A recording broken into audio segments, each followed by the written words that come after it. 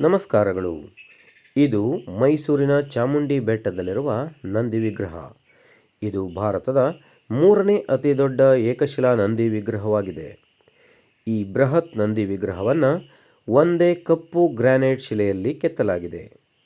ಆದರೆ ಇಂದು ಇದು ಬಿಳಿಯ ಬಣ್ಣದಿಂದ ಗೋಚರಿಸುತ್ತಿರಲು ಕಾರಣ ಬಹುಶಃ ಸತತವಾಗಿ ಬಿದ್ದಿರುವಂತಹ ಬಿಸಿಲೇ ಆಗಿರಬಹುದು ಎನ್ನಲಾಗುತ್ತದೆ. ಅಲ್ಲದೆ ಈ ನಂದಿ ವಿಗ್ರಹ 16 ಅಡಿ ಎತ್ತರ ಮತ್ತು 24 ಅಡಿ ಉದ್ದವಾಗಿ ಸುಂದರವಾಗಿ ಅಲಂಕಾರಿಕವಾಗಿದೆ. ನಂದಿಯ ಕುತ್ತಿಗೆಯ ಸುತ್ತ ಮತ್ತು ದೇಹದ ಭಾಗಗಳಲ್ಲಿ ಇರುವ ಗಂಟೆಗಳು ಮತ್ತು ಸರಪಣಿಗಳ ಕೆತ್ತನೆ ತುಂಬ ಆಕರ್ಷಕವಾಗಿದೆ. ಈ ನಂದಿ ವಿಗ್ರಹವನ್ನು 17ನೇ ಶತಮಾನದಲ್ಲಿ ಮೈಸೂರಿನ ಪ್ರಸಿದ್ಧ ಅರಸ ದೊಡ್ಡದೇವರಾಜ ಒಡೆಯರ್ ಅವರು ನಿರ್ಮಿಸಿದ್ದಾರೆ.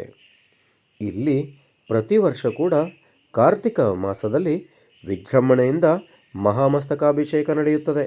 ನಂದಿಯ ಕತ್ತಿನಲ್ಲಿ ನಾಗಲಿಂಗವನ್ನು ಕೂಡ ನಾವು ನೋಡಬಹುದಾಗಿದೆ.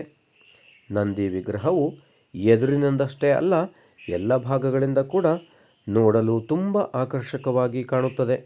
ಭವ್ಯ ಭಂಗಿಯಲ್ಲಿ ಕುಳಿತಿರುವ ನಂದಿಯು ಅಲಂಕಾರಿಕವಾಗಿ ಕಂಗೊಳಿಸುತ್ತಿದೆ.